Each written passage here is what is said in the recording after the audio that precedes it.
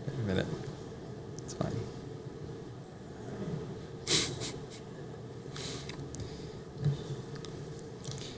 In the year 458 BCE, Rome was facing a serious threat from a neighboring tribe called the Aequi. According to the great Roman historian Livy, Rome was under siege and was in grave danger. So the Roman Senate voted to appoint Cincinnatus, a great military hero who had saved Rome years earlier, as a temporary dictator. As Livy tells it, one day Cincinnatus was happily plowing his field when messengers arrived from Rome to inform him that he had been appointed as dictator. Cincinnatus dropped his plow, he picked up his sword, and he swiftly organized the Roman forces and successfully led them to victory in battle. And after leading the Romans to victory in war, Cincinnatus could have very easily become a permanent dictator. He could have even become emperor. But he didn't. As soon as the war was over and the crisis averted, Cincinnatus dropped his sword, he picked up his plow, and he spent the rest of his days happily tilling the fields on his farm. And our first president, George Washington, is known as the American Cincinnatus. Like his Roman predecessor, not only did Washington willingly step aside as commander-in-chief of the military in 1783, but he also voluntarily chose not to seek a third term as president in 1796. And as he said in his farewell address, his decision to retire from public life was not due to a lack of love for his country, but precisely because he loved his country. And because he loved his country, Washington understood that the right thing to do was to step aside and allow for the next generation to allow the United States to be led into the future. As the American historian Gordon Wood once wrote about George Washington, Washington was the perfect Cincinnatus. The greatest act of his life, the one that gave him his greatest fame, was his resignation as commander-in-chief. Or as the character of George Washington puts it in the musical Hamilton, if I say goodbye, the nation learns to move on. It outlives me when I'm gone.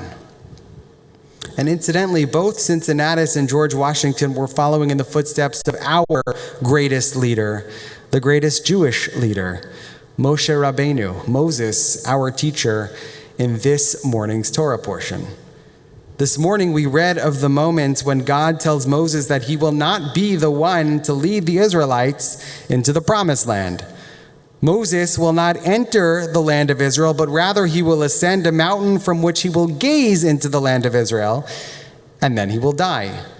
And you might imagine that Moses would argue with God after receiving such devastating news, that Moses might say, God, this isn't fair. I freed the people from Egypt. I stood at the peak of Sinai at the moment of revelation. I led the people through the wilderness for 40 years. Shouldn't I be the one to lead them into the promised land? But Moses doesn't say that. He doesn't argue with God. Instead, he says, okay, God, I agree. It's time for me to step aside. And I will step aside on the condition that I have a successor in place. Because the Jewish people cannot be katzon asher ein lahem ro'eh, like sheep without a shepherd. Moses' primary concern was not about maintaining power. It wasn't even about ensuring and preserving his own legacy. Moses' primary concern was knowing that he would have a successor, that there would be someone to lead the people into the promised land, to usher the next generation of Jewish people into the future. So God says to Moses, take Joshua, v'samachta et yadecha alav, and lay your hand upon his head so that he is invested with some of your authority. And as always, the Torah is very intentional and very precise with its language. It uses the word yad in the singular to describe what God asks Moses to do. Moses is only supposed to place one hand on Joshua's head because he is only transferring some of his authority to Joshua. But that's not what Moses does. Moses places not one hand, but rather both of his hands on Joshua's head. Vayismoch et yadav alav. Moses laid his hands upon Joshua and transferred all of his authority to him.